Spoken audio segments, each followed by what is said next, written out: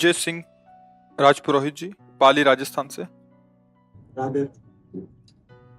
राधा वल्लभ श्री हरिवंश महाराज जी, आपके चरणों में कोटि कोटि प्रणाम। प्रभु जी, संसार में इतनी दरिद्रता और इतने कष्ट क्यों हैं? क्या ये हमारे पिछले कर्मों का फल है या ये हमारे पूरे परिवार को भोगना पड़ेगा? तथा सच्ची शांति कैसे प्राप्त होगी? हमारे कर्म से ही ये सब परिणाम आता है। अब खेती तो बहुत अच्छी उपजाऊ है, लेकिन आपने मेहनत नहीं की, बीज नहीं बोया, खाद नहीं लगाई, रक्षा नहीं की, तो भीख ही मांगनी पड़ेगी। फिर आपको है तो खेती। तो कर्म भूमि है, यहाँ जैसे भी शुभ अशुभ कर्म करोगे आपको वैसे ही फल भोगने पड़ेगा। ये पीछे की खेती है जो अभी भोग रहे हो। अब संभाल लो, अब संभाल लो तो वर्तमान भी आनंद में होगा और भविष्य भी आनंद में होगा। हम कोई पशु नहीं है कि हम केवल पीछे का ही भोगते रहे और उसी के अधीन रहे। नाम जप करो भगवान का और दूसरों को सुख पहुंचाने की भावना करो, अभी दरिद्रता नष्ट हो जाएगी। पक्का समझ लो।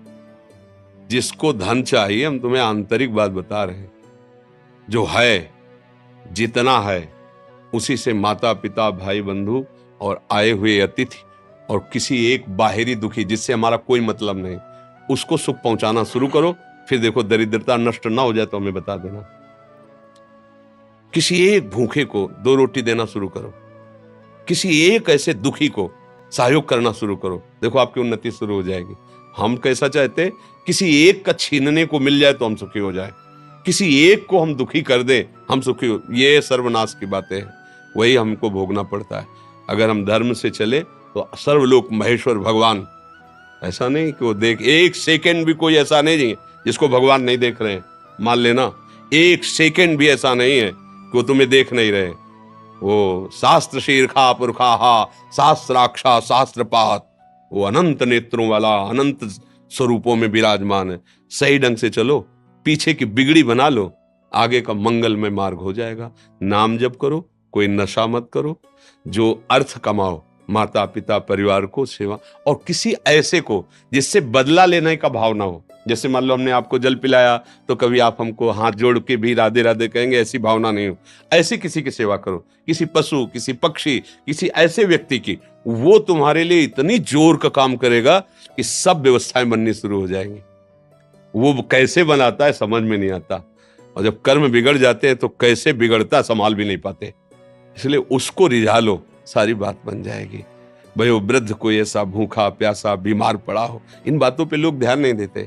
कोई पशु ही है, सेवा का अवसर मिला है, तन मन धन से कर दो से, उसका परिणाम जो आएगा। हाँ, एक बार हम वाराणसी में घाटों में रहते थे, तो वर्षा होने लगी तो भाग के हम ऐसे छतरियां होती उन पे बैठ, तो देखा एक आदमी ऐसे पड़ा था और वहीं से जल प्रवाह ऐसे जाना था। वर्षा शुरू हुई, तो हम कहा ये मुर्दा है या जिंदा? तो उनका बाबा ये जिंदा है। हम कहा तो अभी बह जाएगा और गंगा की धारा में चला जाएगा। अरे बोले बाबा एक काशी। हम कहा नहीं ऐसा कैसे? तो उठ क्यों नहीं रहा?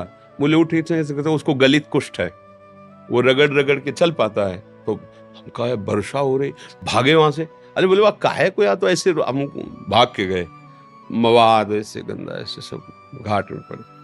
और उस समय नवयुवक अवस्था थी, शरीर में ब्रह्मचर्य का पावर था, ऐसे टागा और सीढ़ी चढ़ते हुए ऊपर ले गए। तो ऊपर एक बारंडा टाइप बना था वहां, तो वहां के जो लोग थे मना, इसको क्यों अंदर लाए ऐसे? उनका 1 मिनट में तुम्हारी भी स्थिति ऐसी हो सकती है, ऐसा नहीं कहना चाहिए। आप बिल्कुल सावधान, इसको हटाइएगा। जब उसको लेटाया ना, तो जो हम आंख खोला, फिर जब लेटाया उसको, और जो देखा आपको क्या बताएं, ऐसा प्यार भरी दृष्टि से जब देखा तो वैसे ऐसे उनको। अब हमारे पास तो अकिंचन, कुछ ना सुविधा है, ना पैसा है, ना भोजन है। घाट में रहते थे, जो महादेव जी दे देते थे उससे में रात दिन अपने भजन मार्ग, किसी आश्रम में नहीं जाना, किसी से मांगना नहीं, ऐसा एकांत। पर उनकी जो दृष्टि मिली, ये जो आज आप लोग सुन रहे हैं, जो आज आप लोग अनुभव कर रहे हैं, ये केवल इन्हीं महापुरुषों की कृपा से है। साधना तो क्या है, जैसा बना वैसा, क्या कृपा में बहुत बड़ी ताकत। तो ये जो हमारे दुख हैं, विपत्तियां हैं, ये सब नष्ट हो जाएंगे यदि हम ये दृष्टि रखने लगे कि कभी मुझे सेवा का अवसर मिले। जो असहाय हैं, जो असमर्थ हैं, ऐसे मान लो पशु है, अब वो क्या कहाँ दवाई मांगेगा, कहाँ इंजेक्शन, अब उसका पैर टूट गया है, हम उसको ले जाएं, जहाँ पशु अस्पताल, उसको दवाई करवाएं, उसको जब तक थोड़ा ठीक ना हो जाए तो उसको खान पान की भगवान रीत जाएंगे। सच्ची मानिए, पर ये बातें सबकी समझ में नहीं आएंगी। अगर ऐसे भाव से चलो तो पूर्व का जो अशुभ कर्म है वो नष्ट हो जाएगा। वो अशुभ कर्म ही हमें दुख देता है, अशुभ कर्म ही दुख देता है। ये जो हमें भुलावे में डाला जाता है ना कि हम ये कर देंगे तुम्हारा दुख दूर हो जाएगा, बिल्कुल नहीं। ये हम मतलब बिल्कुल अनुभव की बात कहते हैं। इस भुलावे में कभी न फंसो, बिल्कुल इन बातों, अपने कर्म को शुद्ध भाव से करो, किसी से आशीर्वाद मांगने की जरूरत नहीं है। भगवान सबके है, जैसे हमारे हैं ना वैसे तुम्हारे हैं।